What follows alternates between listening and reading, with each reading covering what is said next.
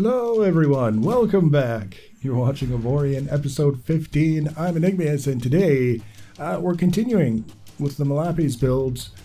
It's starting to take shape. I mean, it's definitely looking like a spaceship, and now we're kind of in that spot where we have lots of room to put equipment when we can afford the energy that equipment requires. And so now we've got a few different things that I wanted to add above and beyond the main sort of equipment areas. Some cosmetic stuff, a little bit of extra armor here and there, and just generally spending a little bit of time working through the design to make it, I mean, we could fly around in it like it is now, and I wouldn't necessarily feel bad about it, but at the same time, there's that spot where I get to, in every build, where I look at it and I think, okay, structurally it's done. There's nothing that I have to add. That's when I usually find it's useful to say, okay, I don't have to add anything, but what could I add to make it even more interesting? And that's the decision that usually, for me anyways, results in the builds that I'm the most happy with, are the ones where I take the time to kind of add additional things. So what I did with this particular section here, this is just going in with the regular iron blocks, but I selected the hull blocks along the top of the ship and used the copy and paste feature to basically create a second layer of the hull made out of the exact same blocks, the same size, the same shape, and put it on a little support frame, a temporary support, and then build back down to the main hull. And what we end up with is like this extrusion that's coming out of the top and the bottom, because we are mirroring along the y-axis. So we get this detail that doesn't really have a whole lot of structural purpose. It adds a little bit of protection, not a whole lot. It's more room if we wanted it to add more equipment, which we don't necessarily need. Like I say, we've got lots of room to add equipment elsewhere on the ship. We've got the upper and lower outriggers on the back, and we've got the interior of the ship, which is maybe half used. And I say that that's kind of a generous estimate. I don't think it's anywhere near half, but we'll just say for the sake of argument that that's what we've got. So we don't need additional space in order to add stuff, but just having this here is you kind of keep what it looked like 3 minutes ago in your mind, and then once we get this taken care of and you sort of take a step back and you look at it, it adds that visual interest to the ship. It makes it look like something a little bit less rudimentary, without hopefully making it gaudy and ugly. That's always the risk that you run when it comes to adding more of this or more of that, is sometimes it becomes your worst enemy, in the sense that you can only really do so much before it just starts to look like a mess. And we aren't there yet, fortunately. But what I did want to do was switch to a new universe, because the pirates were acting up again. You get the idea now. We've had a chance to look at it from a little bit of a distance. I started to close in the front, and I was trying to figure out what it would look like if we closed in the front, and then I realized that for the time being, I'd be just as happy to leave it open, and we'll just kind of roll with it from there. Just put in a final few details to kind of smooth out the transitions so that everything sort of looks like it was, like I say, done on purpose. And then we can move on to the next detail, whatever we end up deciding that we want that detail to be. So this is the sort of thing that is fun in the sense that you can just kind of, the ship is basically done. You can just kind of goof around with it and come up with different ideas and different things. The stuff that I just put in, I think really works. It just really adds to the look of the ship, gives it that extra layer of complexity without being ugly. And it just sits there and does nothing, but it's pretty. So we call it the trophy wife of the spaceship building whatever thing.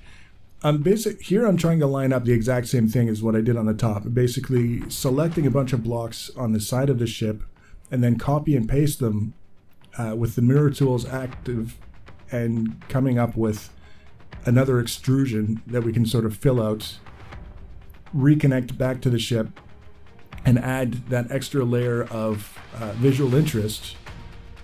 Not so much functional.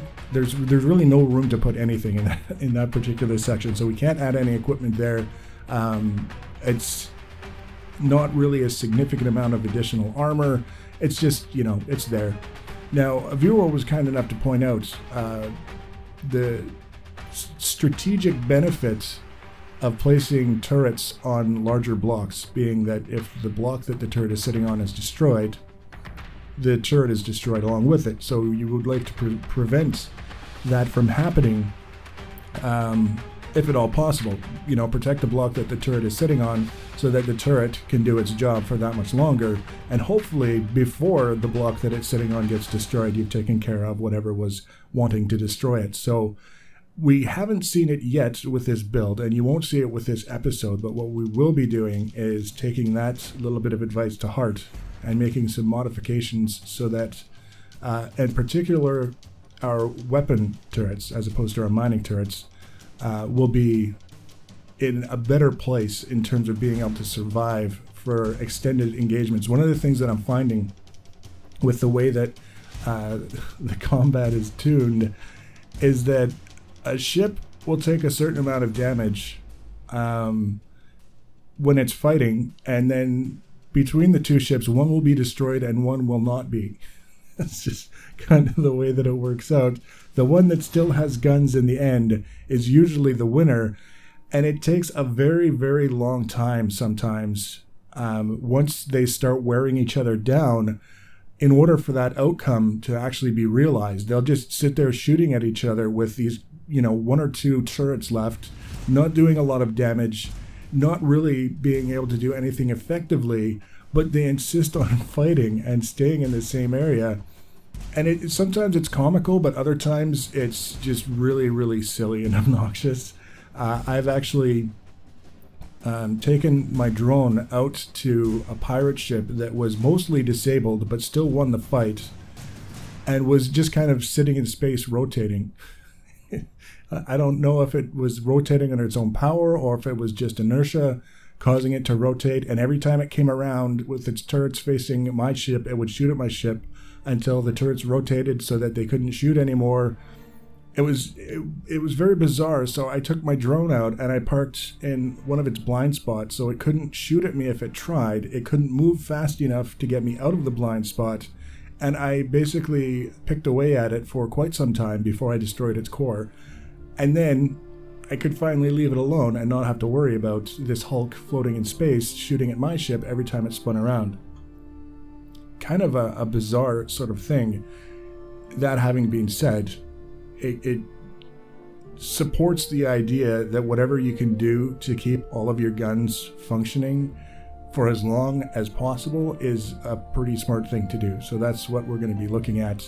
And what I expect we'll be doing is basically creating hard points for mounting turrets to that are comprised out of armor blocks that extend into the hull of the ship so that they're deceptively large relative to what you actually see sticking out. And that's, I think, going to be possibly a mainstay kind of approach to handling these sorts of things, just for the sake of keeping things lively in combat and not being stripped down to one turret and trying to shoot at your enemy and basically fighting with pea shooters one another until you can't stand it anymore and you just fly away. So we've got the upper outriggers, sorry, the upper extrusions, the side extrusions, and now I'm trying to find the balance between the available power that I have to be adding these last little bits of equipment and what I can get out of it in terms of performance. The big weakness of this ship is braking, and we're not going to be able to fix that until we can upgrade the generator. I'll just tell you right now, there's nothing we can do about it. We've got up to, I forget, at one point we had just over 600 meters per second top speed and 2 meters per second of braking force. Kind of a problem. On the front of the ship, those blocks that are black now, those are actually glass. And I was putting them in place, and I was thinking to myself, this is kind of silly. Just for the sake of aesthetics, we're making the front portion of the ship weaker than it needs to be. We could just have left it the way that it was, maybe even painted them black for all practical intents and purposes.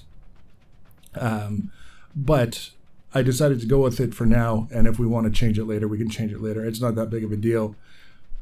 Being that this is a honeybee, that's what it's named after, yellow seemed to be an appropriate starter color for this. And the whole idea is, I've learned in the past that sometimes it's a little bit easier to paint in layers, in the sense that all of the outer hull of the ship, except for the engines, could be painted yellow right now and fit with the color scheme that I have in mind.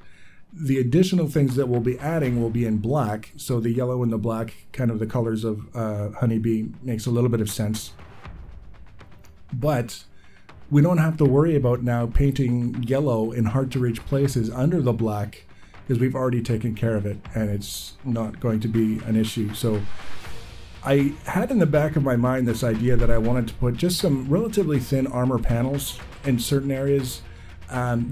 They would add a little bit of extra protection. They would also have a certain aesthetic.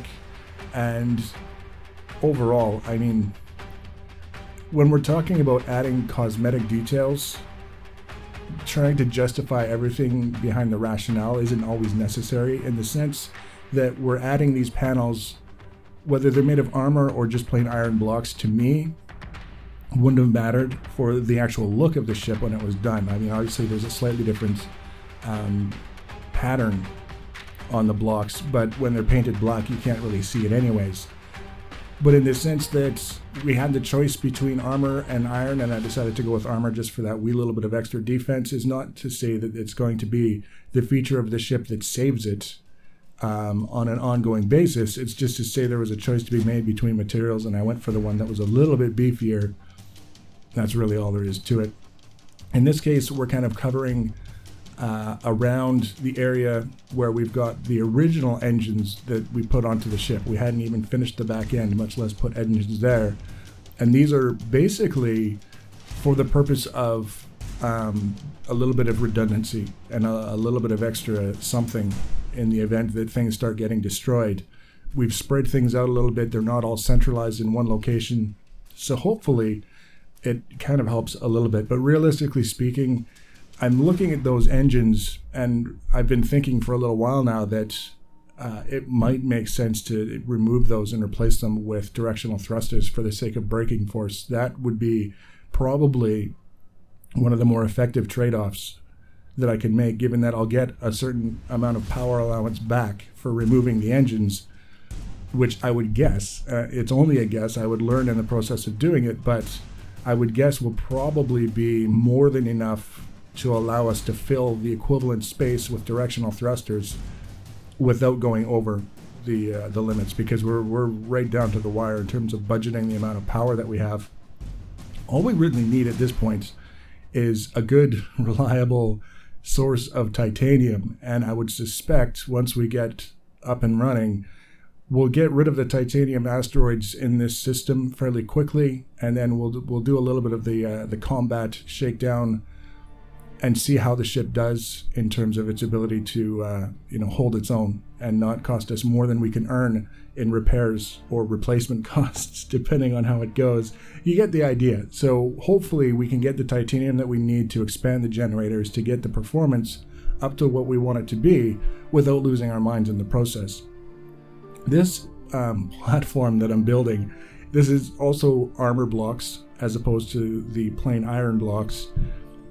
And I sort of had the basic shape in place on top of this outrigger. And then I kind of wanted to have that soft sort of curve coming down off the sides. And I just started going with it, and it got way too wide. That was kind of, I mean, I could see it happening, obviously, as I was doing it, but I wasn't really thinking in the sense of let's stop and take a good look at how this appears at this particular point in time. It was more a case of let's just get it done and see what it looks like then. And as a result, it just looked weird. It was just way too wide. I decided that ultimately the only way that I was going to be happy with it is if we scaled it back so that it was just a little bit wider than the outrigger that it was sitting on, and probably a second look at the length as well. It's kind of going a little bit off the rails to the forward section and the back, so you never know. Fix it. We'll fix it. There's only so many things left to do. This ship, compared to the first one, took no time at all to build, and of course part of that was not having to rebuild it because we did it all wrong from the beginning, but also learning the basics of how to place blocks and how to size blocks and how to make blocks fit together. We're farther along on that learning curve, obviously, and I don't want to present it like I feel like an expert now, because I certainly am not. There's still lots of things that I can stand to learn. There's already, there's still things that I encounter where I'm not exactly 100% certain how to proceed in order to get the result that I'm looking for, and the end result is mistakes, and that's absolutely fine. It's fantastic because mistakes are the stepping stones to success, and we're getting there. Really happy with the way this build is looking at this point in time. My concerns for it, of course, are the performance, like we've been talking about, specifically braking, and its ability to hold its own in a fight with only 2 weapon turrets, and that's a result of not having the upgrades that we will get from other ships, blowing them up and stuff. As far as I know, that's the main route to get turrets, is to fight other ships and take theirs. So that's something we'll be keeping in mind. So here we're just basically kind of looking around at various different things and mucking about. It's got a look to it, and I'm pretty happy with the way that look is working out. So what I'm thinking is probably one more episode. We're going to add the hardpoints for the turrets, and probably a few more cosmetic modifications, just relatively minor things. And then we'll do probably an episode of just goofing around, see how we fight. It might be entertaining because it's so silly. It might be entertaining because it's fantastic. Who knows? My vote is on silly, but we'll get it taken care of. Once the ship is filled out with the equipment that we like, the blueprint will go out, and then we'll start on the next build. So no shortage of things that we'll be working on for the immediate and distant future. So if you want to be notified about the next and future videos in this another series, the easiest way to do that is to subscribe to my channel or follow me on social media. Links for social media are always in the information section below the video. Feel free to leave your comments and feedback. Thanks for watching, guys, and take care.